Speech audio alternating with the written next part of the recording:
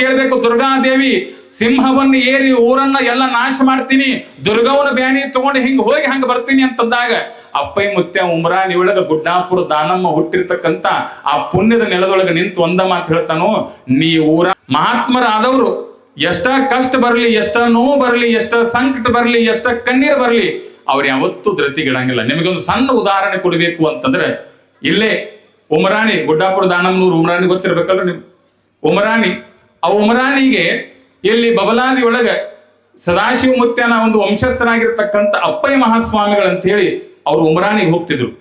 ಉಮರಾಣಿಗೆ ಹೋಗ್ತಿರ್ತಕ್ಕಂಥ ಕಾಲದೊಳಗೆ ಒಂದು ದಿವಸ ಆ ಉಮರಾಣಿ ಒಳಗಿರ್ತಕ್ಕಂಥ ಅಪ್ಪಯ್ಯ ಸ್ವಾಮಿಗಳಿಗೆ ಸ್ವಪ್ನದೊಳಗೆ ಬಂದಿರತಕ್ಕಂಥ ತಾಯಿ ದುರ್ಗಾದೇವಿ ಜಗನ್ಮಾತೆ ಏನು ಹೇಳಿದ್ರು ಅಂತಂದ್ರೆ, ದುರ್ಗಾದೇವಿನ ಒಂದ, ಚಂದ್ರಗಿರಿ ಚಂದ್ರವದೇವಿನ ಒಂದು ನೀವ. ಅದಕ್ಕಾಗಿ ಅವ್ರು ದುರ್ಗಾದೇವಿ ವಾರ ಹಿಡಿ ಅಂತಾರೆ ನೋಡ್ರಿ. ಅದಕ್ಕಾಗಿ ದೇವಿ ಬಂದು ಒಂದ ಮಾತು ಹೇಳಿದ್ಳು.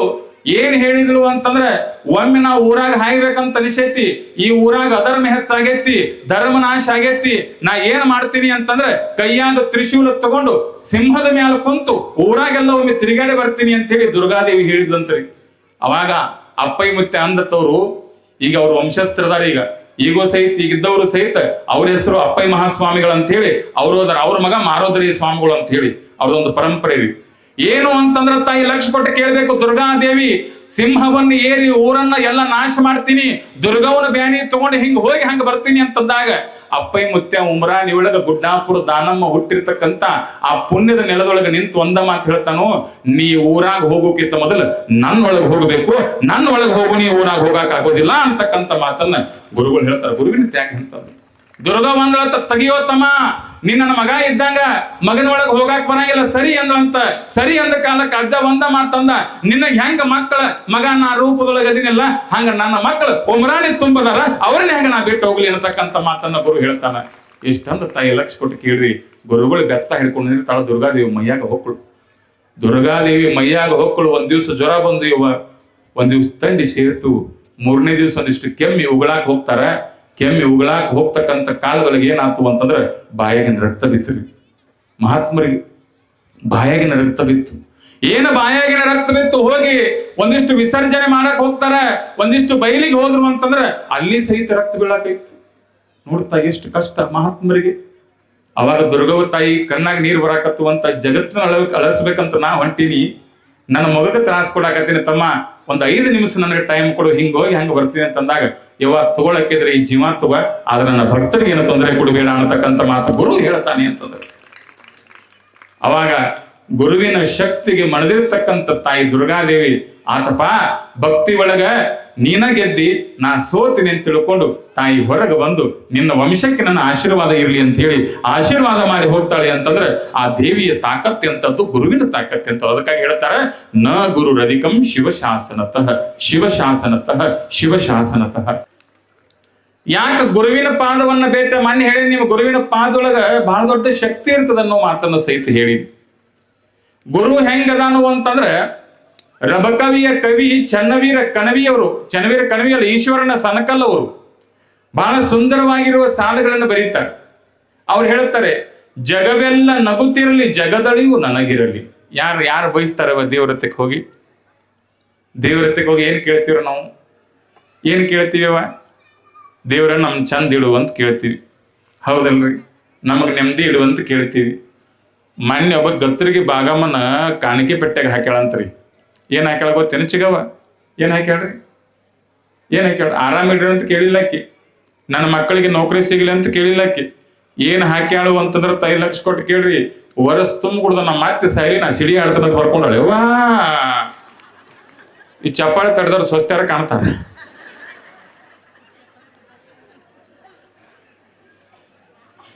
ದೇವರಲ್ಲಿ ಏನು ಬೇಡೋದು ನಾವು?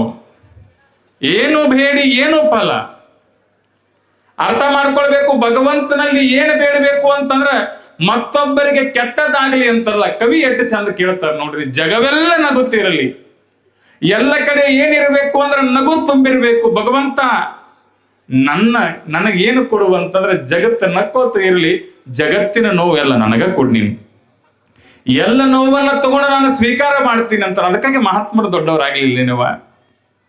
ನೀವು ಮಹಾತ್ಮರು ಗುರುಗಳು ಯಾಕೆ ದೊಡ್ಡವರಾದ್ರು ಅಂತಂದ್ರೆ ಅವ್ರು ಏನು ಬೇಡಿದ್ರು ಭಗವಂತನಲ್ಲಿ ಅಂತಂದ್ರೆ ನೀವು ಲಕ್ಷ್ಯ ಕೊಟ್ಟು ಕೇಳ್ಬೇಕು. ತನ್ನ 14, 15, 16 ವರ್ಷಗಳಿಗೆ ಮನೆಯನ್ನ ಬಿಟ್ಟು ಕಾಮದ ಕೌಸಿಕನ ಚೂಪಾದ ಮೂಗನ್ನ ನೆಲಕ್ಕೆ ತೊಳೆದು ಮೈ ಮೇಲೆ ವಸ್ತ್ರವನ್ನ ತೊಡಲಾರದೆ ದಿಗಂಬರಿಯಾಗಿ ದಿವ್ಯಾಂಬರವನ್ನ ಹಾಕಿಕೊಂಡು ತಾಯಿ ಜಗನ್ಮಾತೆ ಅಕ್ಕ ಮಹಾದೇವಿ ಉಡುತಡಿಯಿಂದ ಉಡುಮಗಳೇ ತಡಿಮಗಳೇ ಉಡುತಡಿಯ ಮಗಳೇ ಹಸಿವಾದಡೆ ಭಿಕ್ಷಾನ್ನಗಳುಂಟು ತ್ರಷೆಯಾದರೆ ಕೆರೆ ಹಳ್ಳ ಬಾವಿಗಳುಂಟು ಶಯನಕ್ಕೆ ಹಾಳು ದೇಗುಲಗಳುಂಟು ಆತ್ಮ ಸಂಗತಕ್ಕೆ ಚನ್ನ ಮಲ್ಲಿಕಾರ್ಜುನ ನೀ ಉಂಟು ಅಂತ ತಿಳ್ಕೊಂಡು ಎಲ್ಲವನ್ನ ತ್ಯಾಗ ಮಾಡಿ ಅರಮನೆಯೊಳಗೆ ಇರುವ ಗಿರಿ ಆಗುವುದಕ್ಕಿಂತಲೂ ಸ್ವತಂತ್ರ ಪಕ್ಷಿ ಆಗಬೇಕು ಅಂತ ತಿಳ್ಕೊಂಡು ಮೈ ಮೇಗಿನ ಬಟ್ಟೆ ಬಿಟ್ಟು ಬರಲಿಲ್ಲ ಅಕ್ಕಮಹಾದೇವಿ. ಎಮ್ಮೆಗೊಂದು ಚಿಂತೆ ಸಮಗಾರಣಿಗೊಂದು ಚಿಂತೆ ಧರ್ಮಿಗೊಂದು ಚಿಂತೆ ಕರ್ಮಿಗೊಂದು ಚಿಂತೆ ಎಲೆ ಕಾಮದ ಕೌಸಿಕ ನಿನಗೆ ಕಾಮದ ಚಿಂತೆ ನನಗೆ ಚನ್ನ ಮಲ್ಲಿಕಾರ್ಜುನ ಒಲಿದಾನಿಲ್ಲವೋ ಚಿಂತೆ. ಅವ್ವ ಅರ್ಥ ಮಾಡ್ಕೊಳ್ರಿ.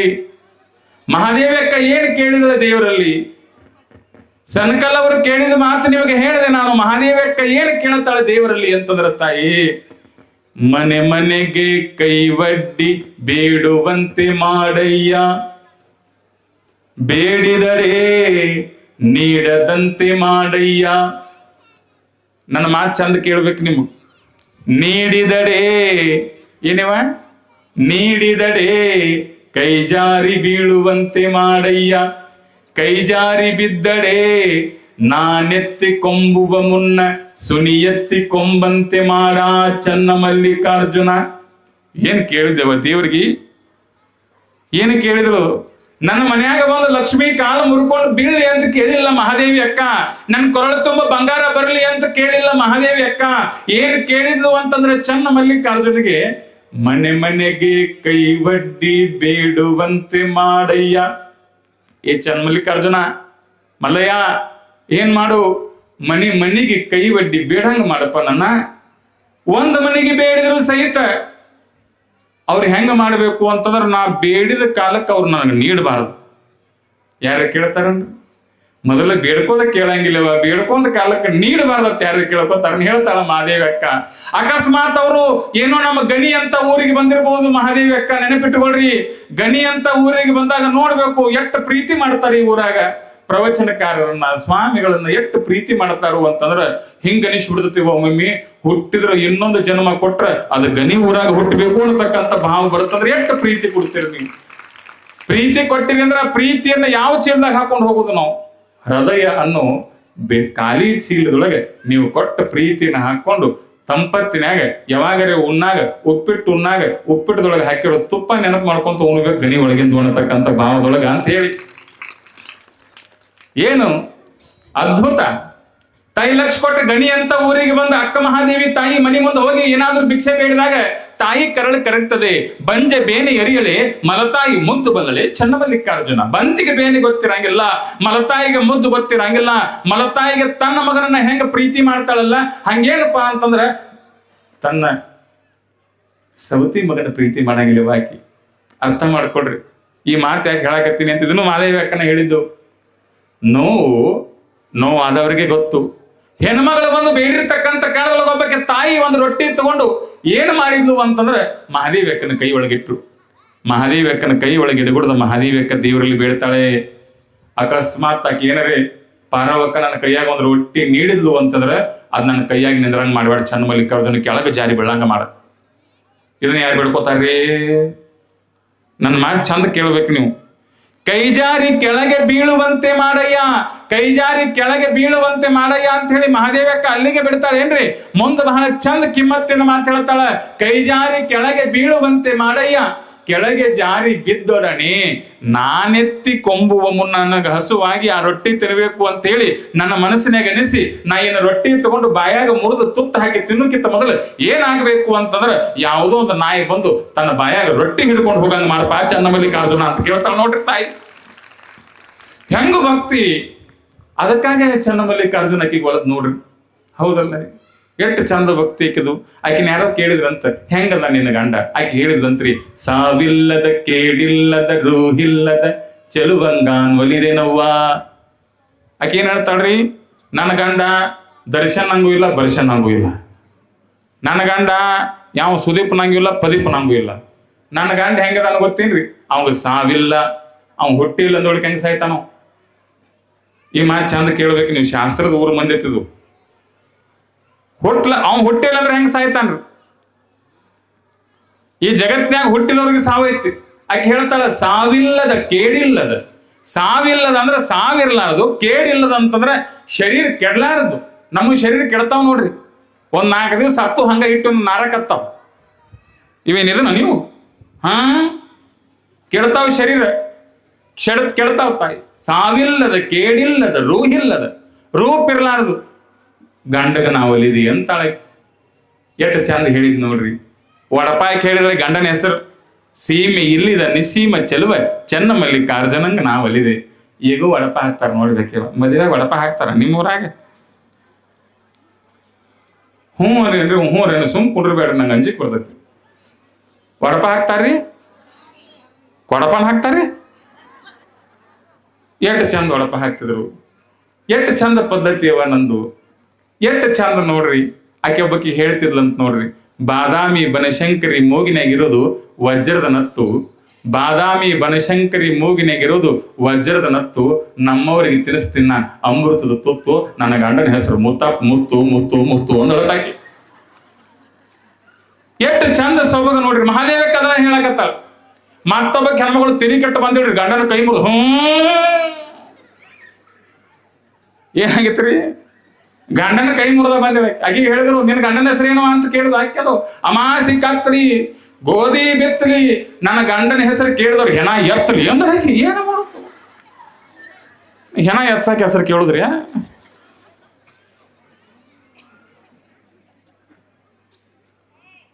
ಅವ್ ಬಾಜು ಕೂತಿದಲ್ಲಿ ಗಂಡ್ರಿ, ಅವ್ನು ಭಾಳ ಬೆರಿಕಿತ್ತವ. ಅವ್ನು ಹೊಟ್ಟೆಗೆ ಬೆಂಕಿ ಬಿತ್ತು, ನನ್ನ ಹೆಸರು ಹಿಂಗೆ ಹೇಳ್ತೀವಿ, ನಾನು ಹೇಳ್ತೇನೆ ಅಂದ ಅವ್ರಿಗೆ ಮೈಕದ. ಒಂದು ಗಂಡು ಮಕ್ಕಳು ಒಡಪ ಹಾಕಬೇಕಲ್ಲ. ಅವ ಅಂದ ಧಾರವಾಡ ಎಲ್ಲಿ ಗದಗ ಆ ಕಡೆ ಡಂಬಳತ್ರಿ, ಗದಗ ಈ ಕಡೆ ಹೊಂಬಳತ್ತ, ಗದಗ ಆ ಕಡೆ ಡಂಬಳತ್ತ, ಗದಗ ಈ ಕಡೆ ಹೊಂಬಳತ್ತ.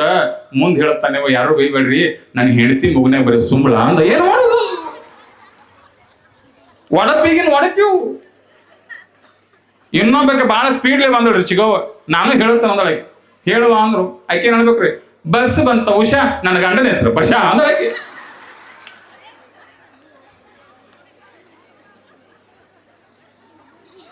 ಏನಿದು? ಯಾಕೆ ಶಾಸ್ತ್ರ ಹೆಂಗೈತಿರೋ ಗಂಡನ ಹೆಸರ ಪೂರ್ತಿ ಕರಿಬಾರ್ದು ಅಂತ ಹೇಳಿ. ಅದಕ್ಕಾಗಿ ಏನ್ ಮಾಡ್ತೀರಿ ನೀವು? ರೀ ರಾ ರೀ ಅಂತನಾಗಿಲ್ಲ ನೀವು. ಈಗಲ್ರಿ, ಬಾರೋ ಬಸ್ ಹೋಗ್ತಾಳಾಕಿ, ಹೋಗೋಣ ಬಾ ಡಿಮಾಂಡಿಗೆ. ಅರ್ಥ ಮಾಡ್ಕೊಳ್ಳಿ. ಒಂದು ಅಕ್ಕ ಮಹಾದೇವಿ ಗಂಡನ ಹೆಸರು ಹೇಳ್ಬೇಕಂದ್ರೆ ಕೇಳಿದ್ಲು ಸಾವಿಲ್ಲದಕ್ಕೆ. ಈಗಿನ ಹೆಣ್ಮಕ್ಳು ಹೆಂಗ್ ಹೇಳಕತ್ತಾರ? ವಿಚಾರ ಮಾಡ್ಬೇಕು, ಬದಲಾಗೈತಿ ಜಗತ್ತು. ಈಗಂತ ಯಾರು ಹೇಳಂಗಿಲ್ಲ ಬಿಡಿ. ವಡಪ ಹೀಗೆ ಹೇಳ್ತಾರ, ವಡಪ ಹೆಸರು ಏನು ಮತ್ತಂಗಿ? ಅಲ್ಲಿ ಬರ್ದತ್ ನೋಡ್ಕೊ, ಓದ್ಕೊ, ಕಾಣ್ತಾವಲ್ಲ ಇನ್ನು ಹಿಂಗೊಂದು ಹೆಣ್ಮಕ್ಳದಾಗ. ಅರ್ಥ ಮಾಡ್ಕೊಳ್ಳಿ. ಒಂದ್ ಎಷ್ಟು ಸೊಗಸಿತ್ತು ನಮ್ಮ ಜನಪದದೊಳಗೆ, ಒಂದೆಷ್ಟು ಆನಂದ ಇತ್ತು. ಅದಕ್ಕಾಗಿ ಹೇಳ್ತಾರೆವ, ಏನ್ ಹೇಳ್ತಾರ ಗೊತ್ತೇನ್ರಿ? ಹಾಲಿಗೆ ಉಕ್ಕು ಬಾಳ, ಬೆನ್ನಿಗೆ ಬೆಕ್ಕ ಬಾಳ. ಹಾಲಿಗೆ ಉಕ್ಕು ಬಾಳ, ಬೆನ್ನಿಗೆ ಬೆಕ್ಕ ಬಾಳ, ತಲಾಟಿಗೆ ಲೆಕ್ಕ ಬಾಳ, ಪೊಲೀಸ್ಗ ಹಕ್ಕ ಬಾಳ. ತಲಾಟಿಗೆ ಲೆಕ್ಕ ಬಾಳ, ಪೊಲೀಸ್ಗ ಹಕ್ಕ ಬಾಳ. ಯಾಕೆವ? ಎಲ್ಲಿ ಹೆಲ್ಮೆಟ್ರಿಗೆ ಕೈ ಒಗೆತಾರ ಅವ್ರು ಪುಣ್ಯಾತ್ಮ. ಪೊಲೀಸ್ಗ ಹಕ್ಕ ಬಾಳ, ಕೆಲವರಿಗೆ ರೊಕ್ಕ ಬಾಳ, ಇನ್ನು ಕೆಲವರಿಗೆ ಸೊಕ್ಕ ಬಾಳ. ಆದ್ರೆ ಯಾರಿಗೆ ಏನೈತಿಲ್ಲ ಗೊತ್ತಿಲ್ಲ. ನಮ್ಮ ಗಣಿ ಗ್ರಾಮದ ಭಕ್ತರಿಗೆ ಆನಂದ ದೇವ್ರ ಮೇಲೆ ಭಕ್ತಿ ಬಾಳ ಬಾಳ ಅನ್ನತಕ್ಕಂಥ ಮಾತನ್ನ ಈ ವೇದಿಕೆ ಮೂಲಕ ತಮಗೆ ಹೇಳ್ಬೇಕಾಗಿದೆ. ಇದು ಪ್ರೀತಿ. ಗುರುವಿನೊಳಗೆ ಅಂತಹ ಶಕ್ತಿ ಐತಿ. ಅದಕ್ಕಾಗಿ ಅವರೆಲ್ಲ ಹಂಗ ಬದುಕಿದ್ರು. ಮಹಾದೇವಿ ಅಕ್ಕನು ಒಬ್ಬಕ್ಕೆ ಹೆಣ್ಮಗಳಾದ್ರು, ಆಕೆನೂ ಗುರು ನನ್ನ ಮಗ್ರಿ. ಈ ಕಡೆ ನಿಮಗೆಲ್ಲ ಹೇಳ್ತಿದ್ದೆ ನಾನು, ಹೇಮರೆಡ್ಡಿ ಮಲ್ಲಮ್ಮ ತಾಯಿ ಬಗ್ಗೆ ನಿಮಗೆಲ್ಲ ಕೊಂಡಾಡ್ತಿದ್ದೆ. ಆ ಹೇಮರೆಡ್ಡಿ ಮಲ್ಲಮ್ಮ ತಾಯಿ ಎಲ್ಲರೂ ಸಹಿತ ಆಕೆಗೆ ಕಷ್ಟವನ್ನೇ ಕೊಟ್ಟರು. ಆ ತಾಯಿ ತವರ ಮನಿ ಒಳಗೆ ಸಿರಿಯನ್ನ ಉಂಡು ಬಂದು ಈ ಗಂಡನ ಮನಿ ಒಳಗೆ ಒಂದಿಷ್ಟು ಹಿಂಗ ಬದುಕಬೇಕು ಹಂಗ ಬದುಕಬೇಕು ಅಂತ ತಿಳ್ಕೊಂಡು ಹೆಣ್ಮಗಳು ಬಂದಿರತಕ್ಕಂಥ ಕಾಲದೊಳಗೆ ಆ ಹೆಣ್ಮಗಳನ್ನ ಬದುಕಾಗಿ ಬಿಟ್ರೆ ನೀವು ಅವ್ರಿಗೆ ಏನಂತ ಕರೀತಾರೆ? ನೆಗಾನ್ಯಾರ ಕರೀತಾರ, ನೀವು ನಾದ್ನ್ಯಾರ ಅಂತ ಕರೀತಾರ. ನಾದ್ನ್ಯಾರು ಗಂಡನ ಆಗ್ತಾಗ್ಯಾರ. ನೆಗಾನ್ಯಾರು ಅಂದ್ರೆ ಬಾಜುಕಿರ್ತಾರ, ಅವರು ಒಂದು 3 ಮಂದಿ ಇದಾರ ನೆಗಾನ್ಯಾರ. ಬಾಳೆ ಕೆಟ್ಟಿದಿರ್ತೀವಿ. ಈಗ ಹೇಮರೆಡ್ಡಿ ಮಲ್ಲಮ್ಮ ತಾಯಿ ಸುಮ್ಮಾಕೆ ಸ್ನಾನ ಮಾಡ್ಕೊಂಡು ಹನಿಗೆ ವಿಭೂತಿ ಹಚ್ಕೊಂಡು ಕೂತಳ ಸಾಕು. ಲಕ್ಷ ಕೊಟ್ಟು ಕೇಳ್ಬೇಕು, ಹೇಮರೆಡ್ಡಿ ಮಲ್ಲಮ್ಮ ತಾಯಿ ಹೆಂಗ ಕಾಣ್ತಿದ್ಳು ಅಂತಂದ್ರೆ ಹಣಿ ಮೇಲೆ ವಿಭೂತಿಯನ್ನು ಹಚ್ಕೊಂಡು ಪೂಜೆ ಮಾಡಕ್ ಕುಂತಂತಂದ್ರೆ ಸಾಕ್ಷಾತ್ ಪಾರ್ವತಿ ದೇವಿ ಕೂತಂಗ ಹೇಮರೆಡ್ಡಿ ಮಲ್ಲಮ್ಮ ತಾಯಿ ಕೊಡ್ತಾ ಇದ್ಲು ಅಂತೇಳಿ. ಪಾರ್ವತಿ ಕಣ್ಣಂಗ ಕಾಣಕ್ಕೆ, ಅದಕ್ಕಾಗಿ ಆಕೆಗೆ ಪ್ರೀತಿ ಮಲ್ಲ ಇನ್ಮೇಲೆ ಬಹಳ. ಹೀಗಿರ್ತಕ್ಕಂಥ ಕಾಲದೊಳಗ ಅತ್ತಿ ಪದ್ಮವನ ಮುಂದೆ ಬಂದೆಲ್ಲ ಚಾಡಿ ಹೇಳವ್ರಿ ನಿಗೇನರು, ಏನ್ರಿ ಅತ್ಯಾರ ನಾವೆಲ್ಲರೂ ಒಕ್ಕಲಿಗಾರ ಮನೆಯವ್ರಿ, ನಾವು 1 ತಿಂಗಳಿಗೊಮ್ಮೆ 6 ತಿಂಗಳಿಗೊಮ್ಮೆ ಜಳಕ ಮಾಡಬೇಕು, ಆಕೆ ನೋಡ್ರಿ ಆಕೆ ಮಲ್ಲಮ್ಮ ಜಳಕ ಮಾಡಿ ಕೂತಾಳ ದಿವಸ.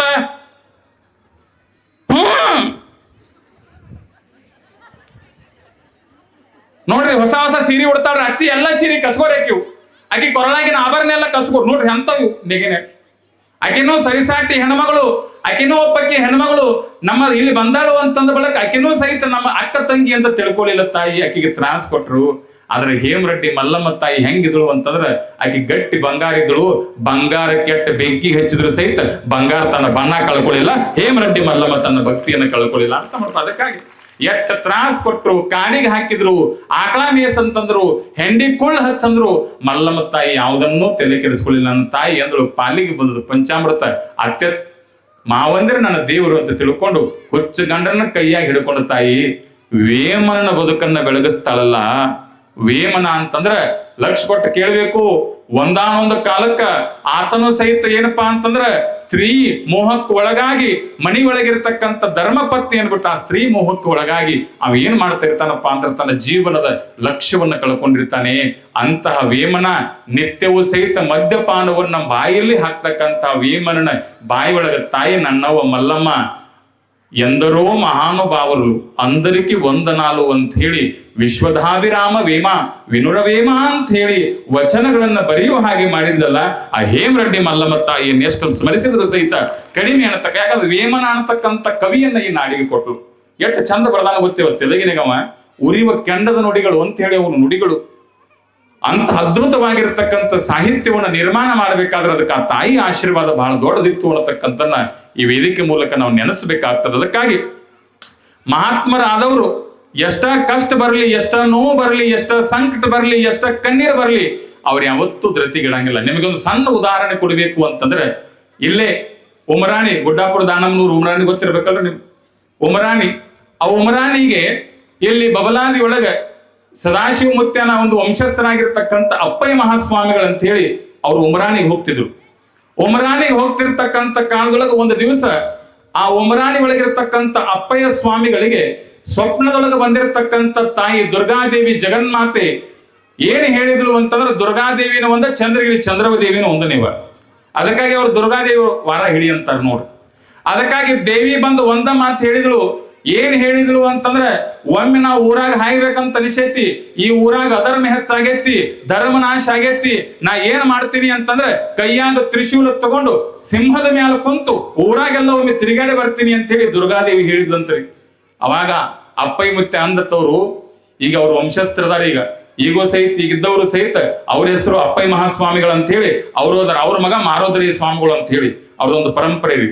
ಏನು ಅಂತಂದ್ರೆ ತಾಯಿ ಲಕ್ಷ ಕೊಟ್ಟು ಕೇಳ್ಬೇಕು, ದುರ್ಗಾದೇವಿ ಸಿಂಹವನ್ನು ಏರಿ ಊರನ್ನ ಎಲ್ಲ ನಾಶ ಮಾಡ್ತೀನಿ, ದುರ್ಗವನ ಬ್ಯಾನಿ ತಗೊಂಡು ಹಿಂಗ್ ಹೋಗಿ ಹಂಗ ಬರ್ತೀನಿ ಅಂತಂದಾಗ ಅಪ್ಪಯ್ಯ ಮುತ್ಯ ಉಮರಾಣಿ ಒಳಗ ಗುಡ್ಡಾಪುರ ದಾನಮ್ಮ ಹುಟ್ಟಿರ್ತಕ್ಕಂಥ ಆ ಪುಣ್ಯದ ನೆಲದೊಳಗೆ ನಿಂತು ಒಂದ ಮಾತು ಹೇಳ್ತಾನೋ, ನೀ ಊರಾಗ ಹೋಗೋಕ್ಕಿಂತ ಮೊದಲು ನನ್ನ ಒಳಗೆ ಹೋಗಬೇಕು, ನನ್ನ ಒಳಗೆ ಹೋಗು, ನೀ ಊರಾಗ ಹೋಗಾಕ ಆಗೋದಿಲ್ಲ ಅಂತಕ್ಕಂಥ ಮಾತನ್ನ ಗುರುಗಳು ಹೇಳ್ತಾರೆ. ಗುರುವಿನ ತ್ಯಾಗ ಅಂತಂದ್ರೆ ದುರ್ಗ ಒಂದಳತ್ತ ತೆಗಿಯೋ ತಮ್ಮ, ನೀ ನನ್ನ ಮಗ ಇದ್ದಂಗ ಮಗನ ಒಳಗೆ ಹೋಗಾಕ್ ಬರಂಗಿಲ್ಲ ಸರಿ ಅಂದ್ರಂತ. ಸರಿ ಅಂದ ಕಾಲಕ್ಕೆ ಅಜ್ಜ ಒಂದ ಮಾತಂದ, ನಿನಗೆ ಹೆಂಗ ಮಕ್ಕಳ ಮಗ ನಾ ರೂಪದೊಳಗೆ ಅದಿನಿಲ್ಲ ಹಂಗ ನನ್ನ ಮಕ್ಕಳು ಉಮರಾಣಿ ತುಂಬದಾರ, ಅವ್ರನ್ನ ಹೆಂಗ ನಾ ಬಿಟ್ಟು ಹೋಗ್ಲಿ ಅನ್ನತಕ್ಕಂಥ ಮಾತನ್ನ ಗುರು ಹೇಳ್ತಾನ. ಇಷ್ಟಂದ ತಾಯಿ ಲಕ್ಷ ಕೊಟ್ಟು ಕೇಳ್ರಿ. ಗುರುಗಳು ಬೆತ್ತ ಹಿಡ್ಕೊಂಡು ನಿಂತಾಳ ದುರ್ಗಾದೇವಿ ಮೈಯಾಗ ಹೊಕ್ಕಳು. ದುರ್ಗಾದೇವಿ ಮೈಯಾಗ ಹೊಕ್ಕಳು. ಒಂದ್ ದಿವ್ಸ ಜ್ವರ ಬಂದು ಇವ, ಒಂದ್ ದಿವ್ಸ ತಂಡಿ ಸೇರಿತು, 3ನೇ ದಿವ್ಸ ಒಂದಿಷ್ಟು ಕೆಮ್ಮಿ ಉಗಳಾಕ್ ಹೋಗ್ತಾರ. ಕೆಮ್ಮಿ ಉಗಳಾಕ್ ಹೋಗ್ತಕ್ಕಂಥ ಕಾಲದೊಳಗೆ ಏನಾಯ್ತು ಅಂತಂದ್ರೆ ಬಾಯಾಗಿನ ರಕ್ತ ಬಿತ್ತು. ಮಹಾತ್ಮರಿಗೆ ಬಾಯಾಗಿನ ರಕ್ತ ಬಿತ್ತು. ಏನು ಬಾಯಾಗಿನ ರಕ್ತ ಬಿತ್ತು, ಹೋಗಿ ಒಂದಿಷ್ಟು ವಿಸರ್ಜನೆ ಮಾಡಕ್ ಹೋಗ್ತಾರ, ಒಂದಿಷ್ಟು ಬಯಲಿಗೆ ಹೋದ್ರು ಅಂತಂದ್ರೆ ಅಲ್ಲಿ ಸಹಿತ ರಕ್ತ ಬೀಳಾಕೈತಿ. ನೋಡ್ತಾ ಎಷ್ಟು ಕಷ್ಟ ಮಹಾತ್ಮರಿಗೆ. ಅವಾಗ ದುರ್ಗವ ತಾಯಿ ಕಣ್ಣಾಗ ನೀರು ಬರಾಕತ್ತು ಅಂತ ಜಗತ್ತನ್ನ ಅಳಿಸ್ಬೇಕಂತ ನಾ ಹೊಂಟೀನಿ, ನನ್ನ ಮಗಕ್ಕೆ ತ್ರಾಸ್ ಕೊಡಾಕತ್ತೀನಿ ತಮ್ಮ, ಒಂದ್ 5 ನಿಮಿಷ ನನಗೆ ಟೈಮ್ ಕೊಡು, ಹಿಂಗೋಗಿ ಹಂಗ ಬರ್ತೀನಿ ಅಂತಂದಾಗ ಯವ್ವ ತಗೊಳಕ್ಕಿದ್ರೆ ಈ ಜೀವ ತಗೋ, ಆದ್ರೆ ನನ್ನ ಭಕ್ತರಿಗೆ ಏನು ತೊಂದರೆ ಕೊಡಬೇಡ ಅನ್ನತಕ್ಕಂಥ ಮಾತು ಗುರು ಹೇಳ್ತಾನೆ ಅಂತಂದ್ರೆ. ಅವಾಗ ಗುರುವಿನ ಶಕ್ತಿಗೆ ಮಣದಿರ್ತಕ್ಕಂಥ ತಾಯಿ ದುರ್ಗಾದೇವಿ, ಆತಪ ಭಕ್ತಿ ಒಳಗ ನೀನ ಗೆದ್ದಿ, ನಾ ಸೋತೀನಿ ಅಂತ ತಿಳ್ಕೊಂಡು ತಾಯಿ ಹೊರಗೆ ಬಂದು ನಿನ್ನ ವಂಶಕ್ಕೆ ನನ್ನ ಆಶೀರ್ವಾದ ಇರಲಿ ಅಂತ ಹೇಳಿ ಆಶೀರ್ವಾದ ಮಾಡಿ ಹೋಗ್ತಾಳೆ ಅಂತಂದ್ರೆ ಆ ದೇವಿಯ ತಾಕತ್ ಎಂತದ್ದು, ಗುರುವಿನ ತಾಕತ್ ಅಂತ. ಅದಕ್ಕಾಗಿ ಹೇಳ್ತಾರೆ, ನ ಗುರು ರಧಿಕಂ ಶಿವಶಾಸನತಃ ಶಿವಶಾಸನತಃ ಶಿವಶಾಸನತಃ 3 ಸರ್ತಿ ಹೇಳಿದ್ರು ನೋಡ್ರಿ. ಗುರುವಿಗಿಂದಲೇ ಅಧಿಕವಾಗಿರ್ತಕ್ಕಂಥವ್ರು ಈ ಭೂಮಿ ತೆರೆ ಮೇಲೆ ಯಾರೂ ಇಲ್ಲ. ಅರ್ಥ ಮಾಡ್ಕೊಳ್ಬೇಕು. ಗುರುವಿನೊಳಗೆ ಏನೈತಿ ಅಂತ ಅದ್ಭುತವಾಗಿರುವ ಶಕ್ತಿ ಅಂತ ನೀವು ಕೇಳಬಹುದು. ಏನ ಗುರುವಿನೊಳಗೆ ಇಲ್ಲ ಅಂತ ಕೇಳಿ ಹೇಳುತ್ತಾನ, ಏನೈತಿ ಅಂತ ಕೇಳಿದ್ರೆ ಬಹಳ ದೊಡ್ಡ ಲಿಸ್ಟ್ ಬರ್ತದೆ. ಏನಿಲ್ಲ ಅಂತ ಕೇಳಿ, ಗುರುವಿನೊಳಗೆ ಸರ್ವವೈತಿ. ನಾವು ಕಾಣ್ತೀವಿ ತಾಯಿ, ಏನು ಕಾಣ್ತೀವಿ ಅಂತಂದ್ರೆ ಗುರು ಇದ್ದವ್ ನೋಡಕ್ ಕಣ್ಣಿಗೆ ಸರಳ ಕಾಣ್ತಾನೆ, ಗುರುವಿನೊಳಗೆ ಏನು ಶಕ್ತಿ ಐತ್ರಿ ಅಂತ ಅರ್ಥ ಮಾಡ್ಕೊಳ್ಬೇಕು ನೀವು. ಇಲ್ಲೇ ಕಲಬುರಗಿ ಶರಣ ಬಸವೇಶ್ವರ ಸಂಸ್ಥಾನ ಗೊತ್ತೇನ್ರಿ?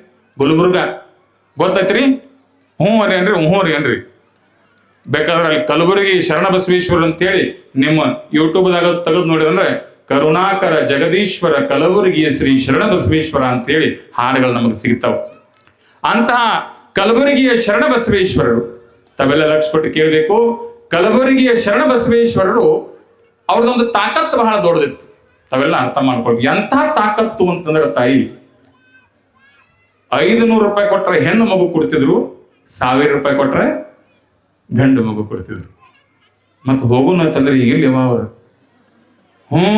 ಯವ್ವ ಅವ್ರ ಲಿಂಗೈಕ್ಯ ಆಗಿ ಸುಮಾರು ಒಂದು 90 ವರ್ಷ 100 ವರ್ಷ ಸನಿ ಬತ್ತು.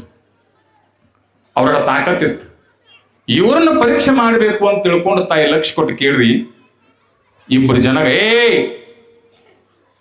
ಜನ ಗಣಮಕ್ಕಳು ಆಟ ಆಡ್ಸಂಗಿಲ್ಲ ನೋಡಕ್ಕೆ. ಅವ ಬೆಳಿ ಹೆಂಗೆ ಅವನಂತಿರು ನುಂಗತನ ಅವನು. ಅರ್ಥ ಮಾಡ್ಕೊಳ್ಬೇಕು. ಏನು ಶರಣ ಬಸವೇಶ್ವರ ಅಂದ್ರು ಅಂತಂದ್ರೆ ತಾಯಿ ಲಕ್ಷ ಕೊಟ್ಟು ಕೇಳ್ರಿ. ಅವ್ರನ್ನ ನೋಡಿ ಇವ್ರು ಹೊಟ್ಟಿ ಒಳಗೆ ಬೆಂಕಿ ಬಿತ್ತು. ಹಂಗೈತಿ ಜಗತ್, ಹಂಗೈತಿವ. ಉತ್ತಮರನ್ನ ಕಂಡ್ರೆ ಬೆಂಕಿ ಕಾಡ್ತತೆ. ಯವ್ವಾ ಕೆಟ್ಟ ಮಂದಿನ ಯಾರೋ ಅವ್ರ ಸಹವಾಸಕ್ಕೆ ಹೋಗಂಗಿಲ್ಲ ನೋಡ್ರಿ. ಈಗ ನೋಡ್ರಿ, ಯಾವ ಕೆಟ್ಟ ಕುಡದ ಗಟ್ಟರದಾಗ ಬೀಳ್ತಿರ್ತಾನ, ತಮ್ಮ ಕುಡಿಬೇಡತ್ ಯಾವ ಹುಣಿ ಹೇಳಂಗಿಲ್ಲ ನೋಡ್ರಿ. ಅವ್ ಯಾಕೆ ಮೊದಲು ಇವನು ಕುಡಿತಿರ್ತಾನ ಹೇಳ್ತಾರನ್ರಿ. ಕೆಟ್ಟದನ್ನ ಮಾಡೋರ್ಗೆ ಯಾರ ನೀವು ಒಳ್ಳೇದು ಮಾಡಕತ್ತರ, ನೀವು ಮುಂಜಾನೆ ಹನುಮಾಪಕ್ಕೆ ಬರ್ರಿ, ನೀವು ಒಂದು ವಾರ ನಿಮ್ಮೂರಾಗ ಅಯ್ಯೋ ಸಿಕ್ಕಿ ನಿಮ್ ಕೈಯಾಗ ಸುಮ್ ಬೇರೆ ಊರಾಗ ಯಾವ ದೇವ್ರಿಗಾರ ಮುಂಜಾನೆ ಹೊಂಟ ನೋಡ್ರಿ. ಈಗ ಹೊಂಟ ನೋಡ್ರಿ ದೇವ್ರಿಗೆ ಏನು ತಗದಾಳೆ ಆಂಬಾಳ. ನೀವೊಂದು ವಾರ ಹೋಗ್ಬೇಕು, ಕಟ್ಟಿ ಮೇಲೆ ಕೂತವ ಮಾತು ಏನು ಮಾತು ನಡೆದು ಏನೋ ಇಟ್ಟಾಳೆ ದೇವ್ರಿಗೆ ಹೊಂಟಾಳು ಅಂತಂದ್ರೆ ಏನೋ ಐತಿದ್ ಬ್ಯಾರೆ ಐತಿದ್ ಅಂತ ತಿಳ್ಕೊಂಡು ಏನು ಮಾಡ್ತಾರ ಅಂದ್ರೆ ತಾಯಿ ಲಕ್ಷ ಕೊಟ್ಟು ಕೇಳ್ರಿ, ಮಾತನಾಡ್ಲಿಕ್ಕೆ ಪ್ರಾರಂಭ ಮಾಡ್ತಾರೆ. ಅದ್ರ ಅರ್ಥ ಮಾಡ್ಕೊಳ್ಬೇಕು. ನಾವು ಯಾರ ಬಗ್ಗೆ ಮಾತನಾಡಿದ್ರು ನಡೀತದೆ, ಆದ್ರೆ ಶರಣರ ಬಗ್ಗೆ, ಮಹಾತ್ಮರ ಬಗ್ಗೆ, ಗುರುವಿನ ಬಗ್ಗೆ ನಿಂದನೆ ಆಡಕ್ಕೆ ಹೋಗ್ಬಾರ್ದು. ನನ್ನ ಮಾತು ಚಂದಂಗೆ ಕೇಳ್ಬೇಕು ನೀವು. ಯಾಕೆ ಮಹಾತ್ಮರು ಗುರುವಿನ ಬಗ್ಗೆ ನಿಂದನೆ ಆಡಬಾರ್ದು ಅಂತಂದ್ರೆ ಅವ್ರ ತಿರುಗಿ ಅನ್ನಂಗಿಲ್ರಿ. ಈಗ ನಮಗೆ ಯಾರ್ಯಾರು ಏನ್ರಿ ಅಂದ್ರೆ ನಾವು ಜಗಳಕ್ಕೆ ನಿಂತು ಬಿಡ್ತೀವಿ. ಯಾಕೆ ಹೆಂಗೈತಿ ಮೇಗಿನ ನನಗೆ ಯಾಕೈತಿ ಅಂತ ಹೇಳಿ ನಾವು ನಿಂದಿರ್ತೀವಿ. ಆದ್ರೆ ಮಹಾತ್ಮರು ಹಂಗಲ್ಲ. ಅವ್ರು ಯಾರ ಜೋಡಿ ನಿಂದಿರ್ತಾರೋ ಅಂತಂದ್ರೆ ಲಕ್ಷ ಕೊಟ್ಟು ಕೇಳ್ಬೇಕು ತಾಯಿ. ಅವ್ರು ಹೇಳೋದು ಮಂದಿ ಮುಂದೆ ಹೇಳಂಗಿಲ್ಲ, ಅವರು ಇಂಥವನ್ ಮುಂದೆ ಹೇಳಂಗಿಲ್ಲ, ಅಂಥವನ್ ಮುಂದೆ ಹೇಳಂಗಿಲ್ಲ. ಅವ್ರು ಮಾತಾಡೋದು ಯಾರ ಜೋಡಿ ಮಾತಾಡ್ತಾರೋ ಅಂತಂದ್ರೆ ಸಾಕ್ಷಾತ್ ಭಗವಂತನ ಜೊತೆ ಮಾತಾಡ್ತಾರೆ ಅನ್ನತಕ್ಕಂಥ ತಿಳ್ಕೋಬೇಕು. ಭಗವಂತ